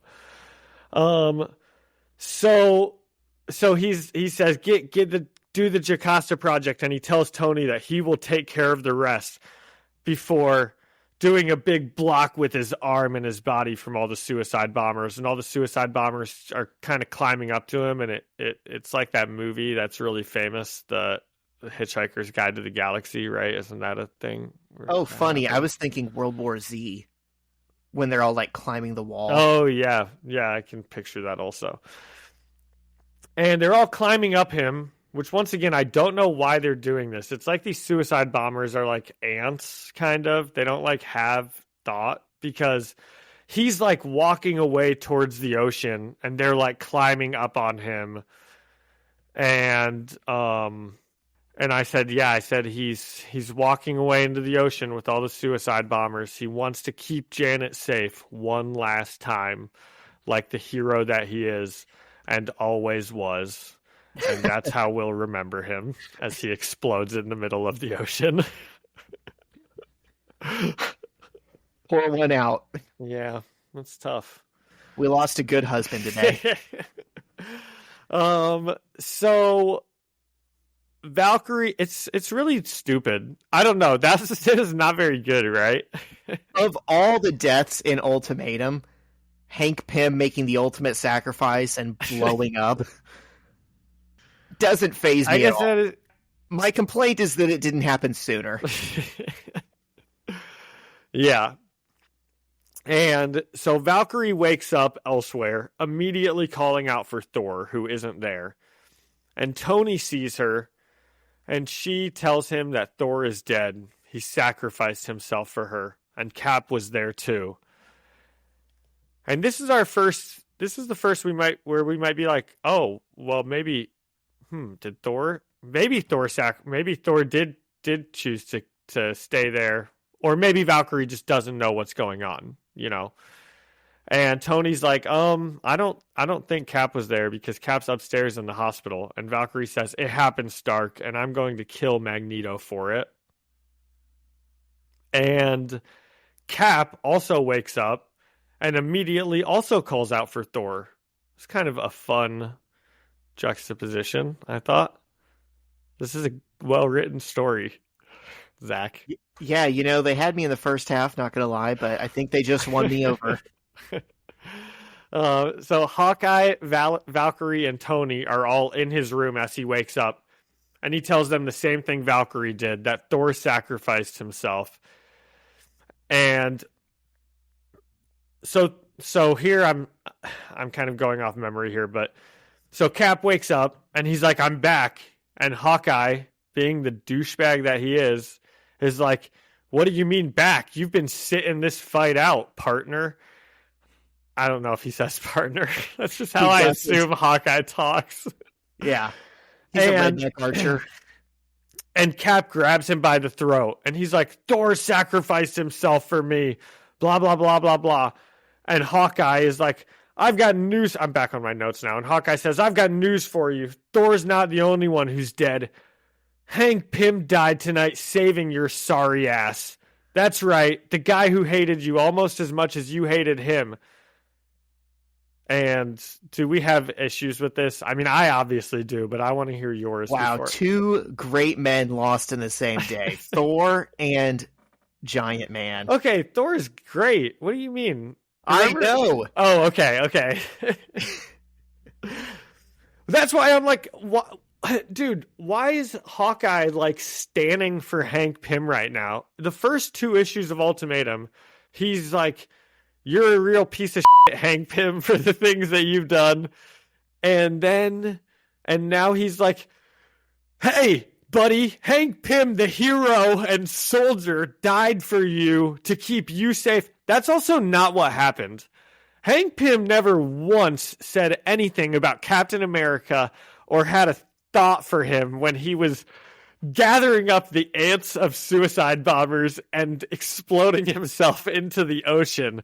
So this is just wrong from Hawkeye. I'm not going to lie. I think there's at least a 40% chance Hank Pym was going to kill himself, even if it wasn't a heroic sacrifice. I think he was. I think Hank Pym, first of all, suicide's not funny. We should talk about that because we're doing a lot of laughing about it. But Hank Pym was itching to kill himself, and he was going to do it no matter what the situation was. It just was convenient that he could save other people at the same time. And he got to be like, remember me, sis. Tell Janet that I did this for her. When she wakes up somehow because of the miracles of science, tell her husband loved her dearly. Boom. He was just... I mean, the man was not living in reality. No. You know, I don't think he even realized he was saving Captain America. No, he didn't at all. I don't think he did for 1 second. But Hawkeye says that he did, and Cap says, why would he do that? And Hawkeye tells him it's because the woman they both love is dead. And once again, this is like really just incorrect what happened to Captain America. But then Captain America's like, oh, Janet, no. I don't like that they're still on this romance. I'm fine with it, but it could have been written a million ways better than this. It feels like Hawkeye buried the lead. It feels like Cap didn't respond emotionally. I mean, this just feels like an issue. Cap responded emotionally to Janet. He just says her name. Well, what'd you want him to do? We're going to the next scene. I don't know. Cry? Oh, actually, no, we aren't going to the next scene. We aren't. We stay here. He goes through... You're right. It is a really quick... Yeah. None of the stages of grief. Yeah. Well, that's fine, because he didn't actually love her, I don't think. Just because Hawkeye keeps being like... This is like the third time Hawkeye's been like, the woman you love, blah, blah, blah. And I would assume that Cap is over her at this point. Like, if she... They were a thing. It was a big... But she's back with Hank Pym now, and, you know, you can't let women who are like that take up too much of your time, you know? It's like... I don't know. Be that as it may, this scene felt like it was written by a robot trying to impersonate human emotion. Yeah. Well, that's how, like, we've said that about, like, all of the like, interpersonal stuff this issue. So Cap picks up his shield, and he looks determined. And we get a shot of the sorriest looking Ultimate Squad you've ever seen. It's Cap and Iron Man, who, to their credit, both look fine. I don't really like the way Cap's drawn, but it's fine.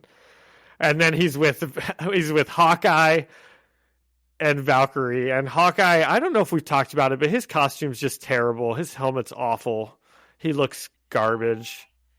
Door-to-door sales probably at my door, man. Right as we're finishing up. Hey man, did you know they just ran fiber optics into your neighborhood? Yeah. And Cap says, we're going to find every available hero. It's time to save the world. So that's good. It's not just the four of them. I know, that is good. Yeah, at least they're going to go out looking. Maybe they'll find Spider-Man and Doctor Strange. Maybe. Okay, let's take one quick 30-second break and make sure this is not someone that I need to go and talk to at the door. Okay. No, it's a door-to-door guy. Ask him if he works for Ali. He just might. Okay, so what do we think of this one? I try not to. Let's do this out of available heroes left. Okay. Here's the thing. I know the first two issues, I liked it. I liked Ultimatum, especially last week. I was like, this is a fine, big scale story. It's okay if people die during it, you know, like, and all week leading up to reading this, I was going into this episode of this podcast and I was going to be like, dude, I think I'm going to really like this next issue, and I'm going to get into it with Zach a little bit, and it just wasn't any good, and I wanted to like it. Yeah. You know, it's going to be like that sometimes. I actually, on this reread for the pod, wanted to like Ultimatum too. I read it a little bit before we read it to come up with like the episode order and figure out what issues go with what. And I really thought, you know, I bet I'm just a little hard on it because everyone's a little hard on it. Well, and I think it's different if you have followed the universe for 10 years and now this is all of a sudden happening. That's totally different from like the way I can look at it, which is it's just like kind of watching a big movie. Almost. Sure. Yeah. If these characters matter and their ongoing story matters to you, this seems like a betrayal. Yeah. And then if you add in the fact that it's just written like dog, that makes it even worse. Yeah, that's true. That's why this one was really bad for me. It just wasn't any good. You know, Yeah. It was not written well. And it still is really feeling like, to me, if there's only 5 issues of Ultimatum, I want to start seeing some stuff happen. Yeah. They need to fight Magneto. Or at least team up and make a plan to go for him. Let's all get all of our heroes together at least. We're on issue 4 and we're still gathering the team together. Like, going into next issue, I mean. Yeah. So, I don't know. Out of available heroes, what do you think? I don't know, man, like a 5 out of 10. Yeah, I was thinking a 5 out of 10 too. Yeah. Okay, what are we on to next week? All right. Next week, we are getting into Ultimate Spider-Man 132 and Ultimatum 4. I love it. And then we're on 133 and Ultimatum 5. Oh my gosh. This is like going to be the end of an era. Yeah, Wow. kind of. Okay.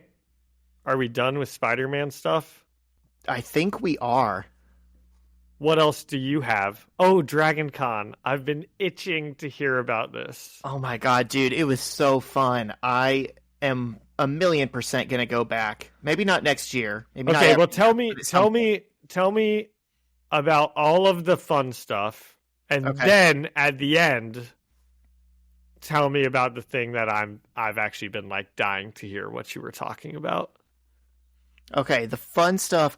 I think there's actually a better way to do Dragon Con than what I did this year, because I had so much stuff on my schedule that I didn't even get to, right? There was like a wrestling match Thursday that we got into late for and I didn't go to. There were concerts that were like at 1:30 in the morning that it's just hard to stay out that late when you're not at one of the host hotels, because the trains in and out of the city stop running at midnight. If I go again, I'm definitely going to stay downtown where I can just like walk to everything, because I was kind of beholden to like going back when the rest of my group was ready, Yeah. which kind of irritated me. But I mean, it was just so much bigger than the con we went to in Lexington. Like, Really? that whole con would fit in like one of the buildings that Dragon Con is in, and Dragon Con was spread across like 7 buildings. I mean, they took over downtown Atlanta. Many So who were some of cosplayers. the people that you saw? I didn't go to any like celebrity panels. I went to some like writing workshops. I watched some of the Did you dress Evangelion up? movies. I did not dress up, Okay. but I saw some people that dressed up that were like really cool, and it made me happy, and it kind of made me think, oh, maybe I should have done this. But like, you'd have to actually put in the work, to make it good. Yeah. I met a writer that I really like and had talked to her for a good long while, and she signed a comic of mine that's now like displayed on my wall. Who was that? Teenie Howard. She wrote a lot of like Captain Britain stuff during this most recent X-Men era. Nice. Bunch of cool stuff for sale. We spent a lot of time in like the vendor hall building. There was like a Star Wars rave one night where everyone had lightsabers instead of like glow sticks, and it was like it sounds like the kind of thing that at a Comic-Con would like, kind of suck.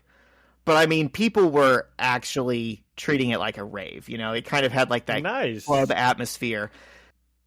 I mean, I just can't emphasize enough like how much stuff was going on. Like it felt like there was almost too much, where it's like, well, there's 4 things going on in the next hour that I'd like to see. And Yeah. I can only do one of them.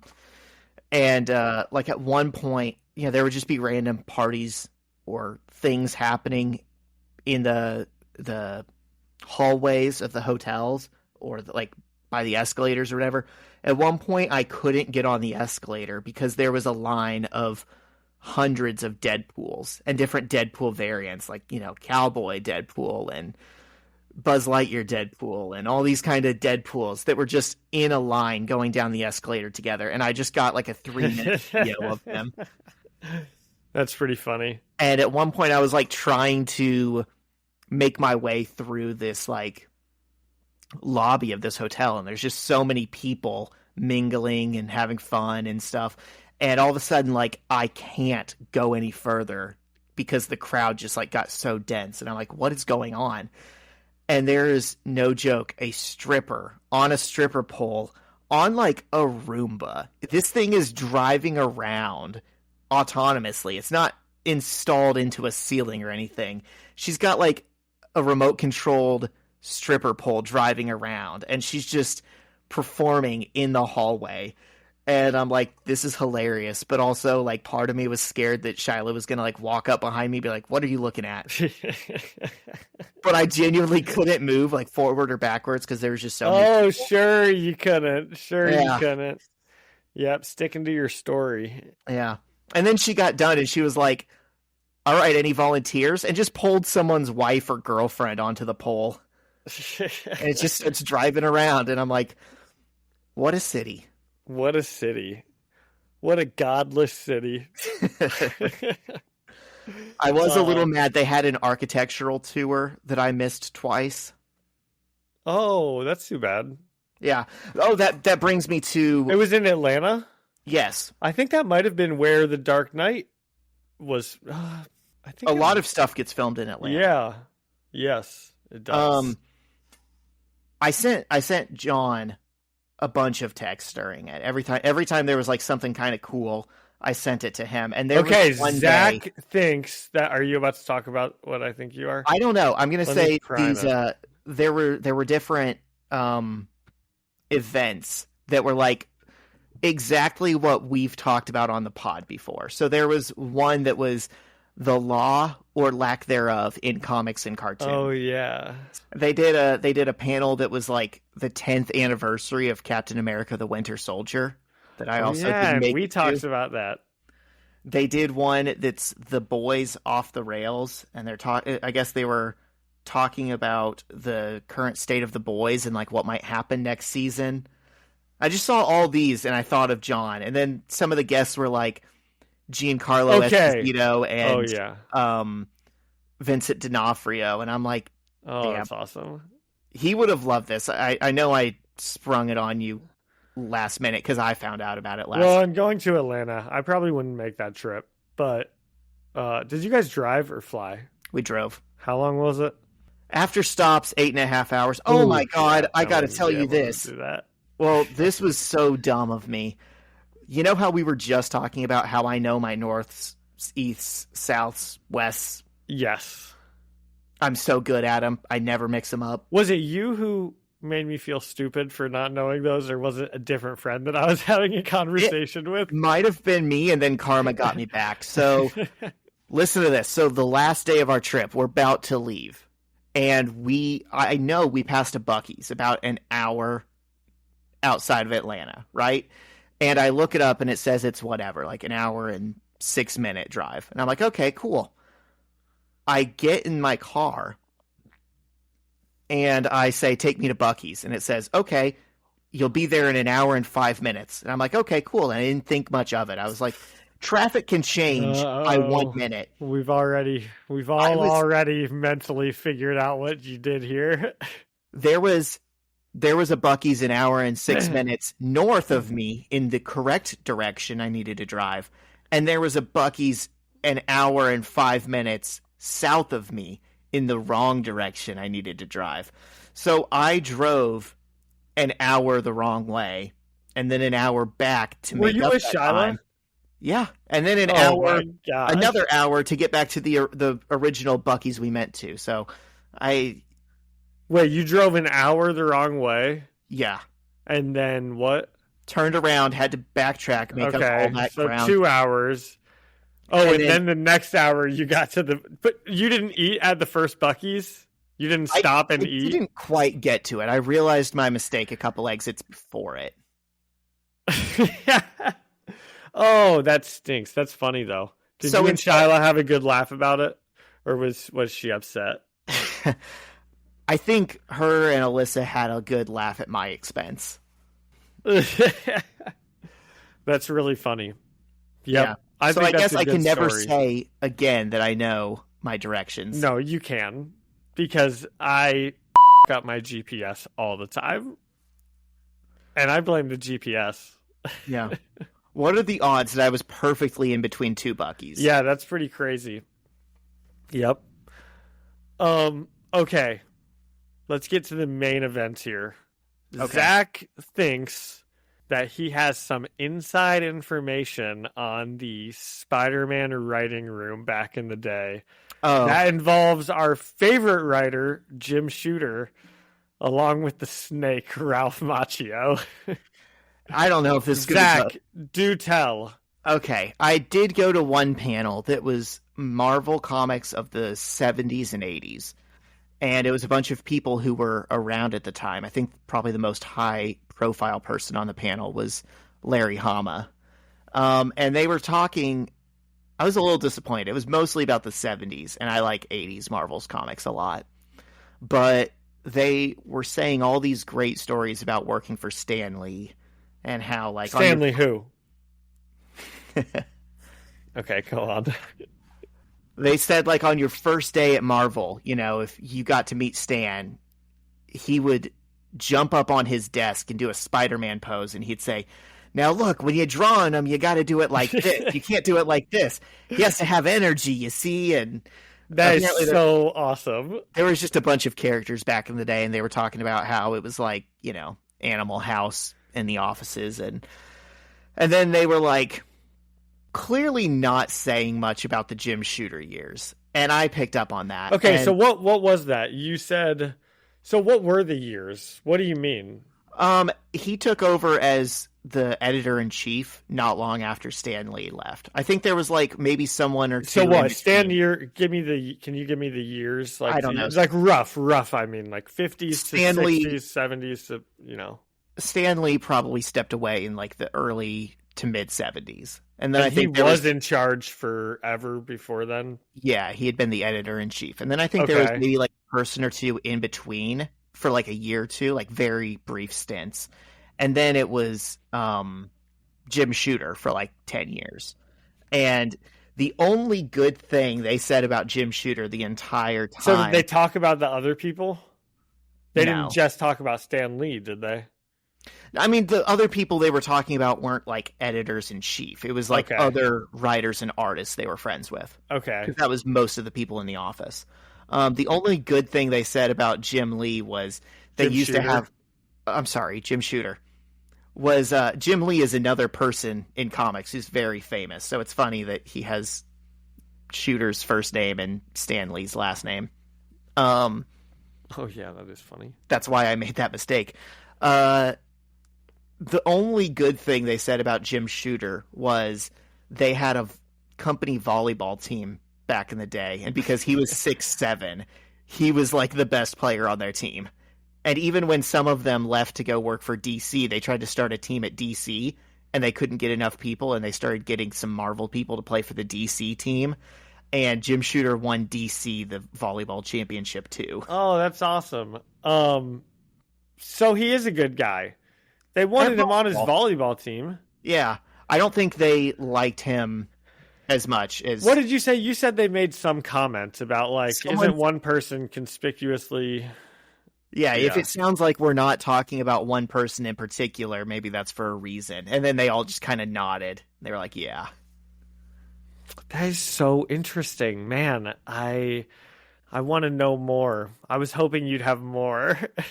He has like a bit of a reputation as he was like a good businessman, right? Like he kind of brought Marvel Comics to new heights in terms of like reaching its audience. Success. Yes. But I think a lot of, you know, creative people... Well, yeah, charging $10 for an autograph. I think a lot of creative people thought that he was like stepping in on their decisions. Okay. He probably wasn't jumping on the desk doing Spider-Man poses. No, I don't think he did that either. Okay. Well, I don't know. Maybe we should go easier on Ralph Macchio or something, or I don't know. We don't know. Yeah, we don't know any of these people. You know, they could all be great. One day we will get someone on the pod, and we will have to ask them some stories. That would be so fun. Yeah, they had a bunch of stories. They were talking about like Mark Grunwald, who wrote Captain America Forever. He, I guess, thought it was funny that the subways in New York used to have like they all were postered up with the weather lady from one of the news channels, and he like set up a bounty system where he was paying people like $5 for every poster they took down and brought to him.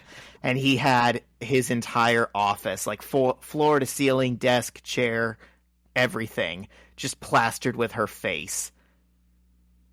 Wait, was this because he wanted Spider-Man posters up instead, or just because he liked her face? It was just a bit he was doing. He just a bit. He just wanted every poster That's of this funny. news lady. That's funny. And then one day he that's just a good bit. Yeah, and I guess they would like have serious business people come visit the offices, and the bosses thought it was so funny they would all like pop their heads in and see his office. And then one day he just thought it was over, it had been done, overdone, and he just took them all down. That's awesome. That. You love a man who can recognize when his bit is done. Yeah. They do a really good job of like playing up the mystique of the Marvel offices, because everyone hears these stories and is like, "Damn, I wish I could have been there," And I'm sure some of them get like the truth gets exaggerated over the years, but I just fall for it. Well, there's also like they're not telling the stories of all the days, all the like long hours where they didn't know.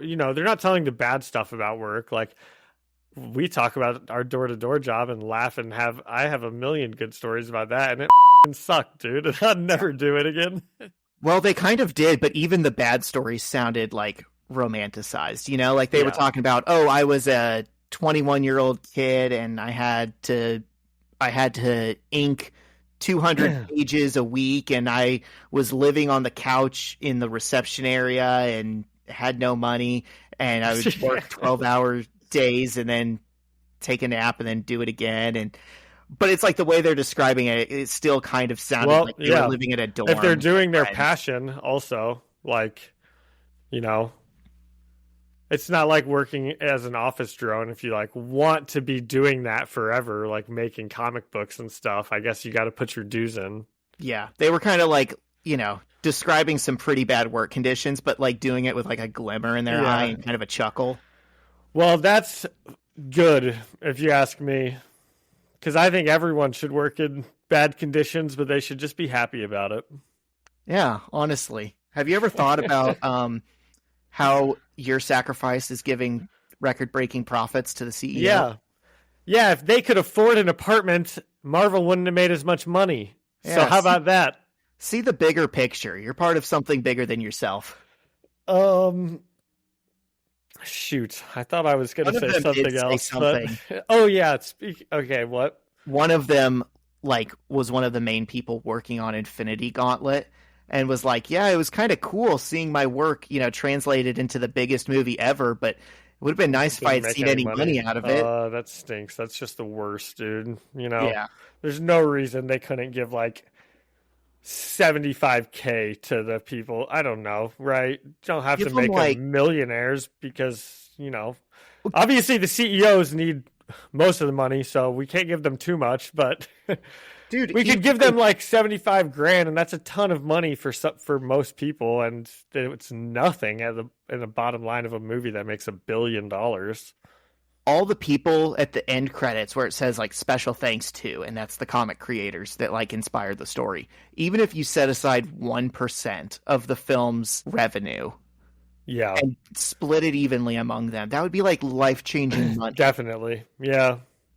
Well, hey, maybe when we're in charge, we can do that. Just kidding. If I'm in charge, I'm taking it all for myself, baby.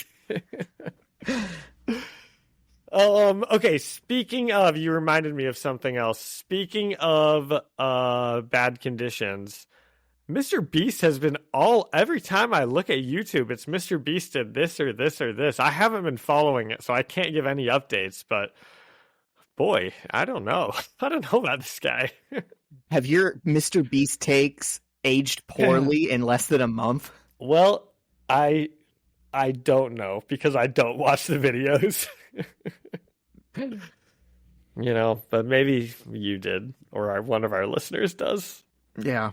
That reminds me of something. So it's a bit now that I am like a clairvoyant when it comes to bands reuniting, right? Yes. And I threw into the Listener League fantasy chat a couple weeks ago that I'm manifesting Oasis and Linkin Park reunions. Okay, that'd And be awesome. I can't actually take credit for it because those rumors had been going around for months and were like getting bigger and bigger and bigger, and it like looked like it was going to happen. So I was just kind of getting ahead of it. I wasn't actually predicting it just out of the blue. But now both of those things have become realized, right? Really? Did you not hear about this? I don't follow stuff. No. Okay. It was big news. Unless it's Mr. Beast stuff, I try and stay out of it. Sure. Well, I think Mr. Beast might be one of the new members of Oasis. But Linkin Park coming back, that will be really cool. If they come to Indy, boy, that's one I might have to go to. Well, here's in my notes, I said the rise and fall of Linkin Park reunion because in the matter of like 24 hours, it's been a roller coaster. Oh, so look at that. You brought me up and then you crashed me back down. they did a live stream and their new singer is like a girl who has been in a band that I've never heard of. And I mean, she doesn't sound like Chester Bennington, right? I don't think they were going I for mean, that. of course, yeah. I think the point is just we're going to capture the energy of the songs without sounding exactly like them, you know? But she did fine for like what it was. I was rocking to the live stream. And then you check Twitter and the news and all this stuff, and people are like, hey, isn't this the girl that's a Scientologist and like spoke in defense of Danny Masterton at his rape trial? And it's like, how did they not vet her before? Well, dude, they did. I mean, I'm sure. It's just like it probably didn't. If those are the only, if those are the only two things, if she's a Scientologist, I was gonna be like, well, who cares? It doesn't matter at all. I don't care. It's just like a religion. I mean, that's like another thing. If you're like, a rape apologist of some kind. But it probably didn't seem like it was that big of a deal, right? But then the internet finds out about it, and now there's a million comments about it. So now it is a big deal, right? Well, it's weird because it's not even like she was a big singer before. Like I thought for sure it was going to be Courtney LaPlante from Spirit Box, who's like been a band that's been on the rise recently. That would have been really big for her career, but also like a big get for Linkin Park. And instead they chose this girl that doesn't really make them any more famous and doesn't really do the songs justice, and then also comes with all this baggage. And I'm like, that's a strange choice. That is a strange choice. So are they still touring? I think they're going to announce tour dates. Okay. I think maybe they have like one or two things on the books for the rest of this year, but then next year they'll be active. Well, I don't know. I might still go see that. It does strike me sort of as not as fun if the songs aren't going to sound like the songs, like, yeah, she can be a phenomenal singer, but you're right. She's never going to sound like Chester Bennington, or I don't know if Mike Shinoda is coming back, but he's part of it. Okay, so see, then they'll still have like 50% of their lyricists, and that'll be good. I don't know, that'd be pretty fun to see Linkin Park. I like them a lot. I can see the argument of, well, no one is going to be Chester Bennington, so like trying to find a Chester Bennington impersonator is just gonna drag you down. So just find like a good singer with like good stage presence and move forward. I totally am for that idea. I just think maybe, I mean, shoot, man, there would have been no shortage of like, maybe she's the best vocalists. one. She's just the one that was the best. I guess they chose. That's what they think. Yeah. And then Oasis is coming back also. Oasis is good too. Yeah, they were Jam of the Week at one point. Yeah, I remember that. Yeah. Do we have anything else, or are we ready for the Jam of the Week? We can get into that. Do you have something? No, I don't.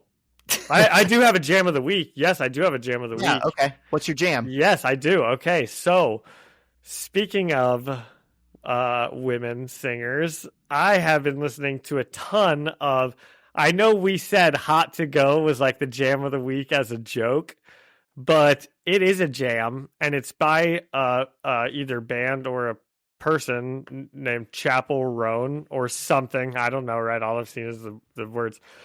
And she has another song called Red Wine Supernova, which is also similar to Oasis. Sounds like Champagne Supernova. I know. And oh my gosh, it is such a jam. It's definitely the jam of the week. I haven't heard that one. I'll have to check it out. Okay. I saw a tweet that said Chapel Roan sounds like the 14 seed in March Madness that no one's ever heard of that knocks off Kentucky. That's funny. Okay, cool. There were some people at DragonCon who were cosplaying as Chapel Roan. Yeah, she seems like, now that I'm actually like, I've been on her Spotify a couple times, she seems like she's a very interesting person. Yeah. I'm telling you, I wasn't joking when I made that and it wasn't just that. I just said like pop music in general is good for the first time in maybe like 15 years. It reminds me of Kesha a lot. And you think? I dug Kesha back in the day. Just like a fun song to, sing along to and kind of get drunk to. If I were in college, dude, I'd be like hammering beers and taking shots with my buddy Steve to like her CD, I'm sure. Chapel Roan strikes me as like a modern day Cyndi Lauper. I feel like she's trying to go for like a fun, dancey kind of throwback vibe. Yeah. Yeah. Anyway, that's my jam of the week. Do you have one? I do. It's Both Sides by No Pressure. That's a band. Their singer is the singer of The Story So Far, and they sound like Blink-182 on every song, including this one. So if you like Blink-182, you'll like Both Sides by No Pressure. There you go. And then I think, Zach, you have a really nice comment that I think you should read out. Oh my God. For us before I send us out. This made me so happy. I wondered if people are still discovering us, or if we've kind of peaked with our listeners. It's fine either way, because we're thankful for the people who were here, however they got here. But turns out people are still finding us, and we got a really nice comment from a new listener. This is from Ernie GT. They said, I started hearing the pod about a week ago, since I've been wanting to get into Spider-Man comics. And let me say, you guys make 8 hours of work so fun. I found out about you guys a little late, but I can't stop hearing the eps. I'm barely on episode 19. I have a long way to go to catch up. Keep up the great work, and please don't stop making pods. I appreciate you guys. And that was just awesome to think that, like, someone could stand listening to 18 episodes in a week. It's 8 hours at work listening to our voice. That's incredible. I can't imagine it. Yeah, that's really nice though. So thanks for writing in. Yeah. All right, man. You got anything else? Nope. Do you? I don't. I don't know if you want to do trivia time or skip it this week. Oh, we can do trivia. I'd kind of forgotten about it. It's Spider-Man trivia time. Oh yeah, good job. Ding. All right. What Maguire... Ooh, this is fun. What Tobey Maguire movie helped him earn the role of Spider-Man? I wouldn't have known this movie even existed. Molly's Game. No, apparently in 1999 he starred in The Cider House Rules. Okay. And I'm pretty sure Molly's Game came out after the Spider-Man movies, but it is the only other movie I can think of him in. I have seen him in Seabiscuit and The Great Gatsby. And both of those were definitely after Spider-Man. Is it called Brothers? You know what I'm talking about? I think I do. Is he like either him or his brother, they think died in the war. Yeah. And then he gets He's with like the wife. A crazy person, I think. Yeah, it's like a thriller. I haven't seen it. Looks good. All right. Why did Tobey Maguire's Spider-Man run end after 3 films? Well, I don't know, but we've talked about it before that there was concept art for a 4th where Bruce I can't remember his last name, was going to be Mysterio. He was going to be revealed to be Mysterio. Bruce Campbell. Bruce Campbell, yep. Okay, so why did it run after 3? Did they want to just reboot it? Because the studio wanted to reboot it? I mean, I think that's the answer that they're not saying in here. They're saying it wasn't supposed to end. They actually had plans of a 4th, 5th, and 6th movie. Well, I said all of that. I said that answer and the real answer. Yeah. Apparently, Raimi at one point said it was simply that we had a deadline and I couldn't get the story to work on a level that I wanted it to work. And then what they don't say is, so I guess Sony just pulled the plug and went a different direction. It. It's easy to get a script out for another origin story. Yeah.